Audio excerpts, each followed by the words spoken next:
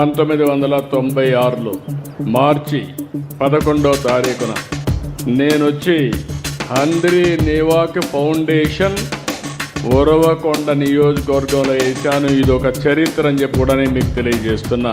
ఏమంద్రా పాటేది వాళ్ళు పిలిచిర్రా వాళ్ళేమని అనుకుంటారా? ఇట్లాంటివి ఏమి ఉండవరా మీకు?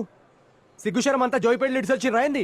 నాన్నగారి హయాంలోనే హంద్రీ నీవా ప్రాజెక్టుకు కాలువలు పూర్తయి నాన్నగారు పూర్తి చేసిన హంద్రీ నీవా కాలువలలో 2 చెంబులు నీళ్లు పోసి ఈ పెద్ద మంది చంద్రబాబు నాయుడు గారు హంద్రీ నీవా తానే కడతా ఉన్నట్టుగా బిల్డప్పిస్తా ఉన్న పరిస్థితులు కూడా చూశారు. 9 సంవత్సరాలు ముఖ్యమంత్రిగా ఉన్నావు.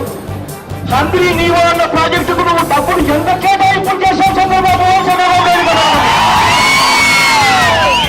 హంద్రీ నీవా అన్న ప్రాజెక్టుకు చంద్రబాబు నాయుడు గారు 9 సంవత్సరాలు ముఖ్యమంత్రిగా ఉన్నప్పుడు ఆయన కేటాయింపులు చేసింది కేవలం 13 కోట్లు.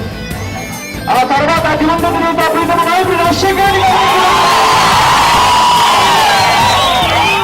ఆ తర్వాత దివంగత నేత ప్రీతమ నాయకుడు రాజశేఖర రెడ్డి గారు ముఖ్యమంత్రి అయిన తర్వాత 5,800 శాతం ప్రాజెక్టు పూర్తయి నిలబడింది.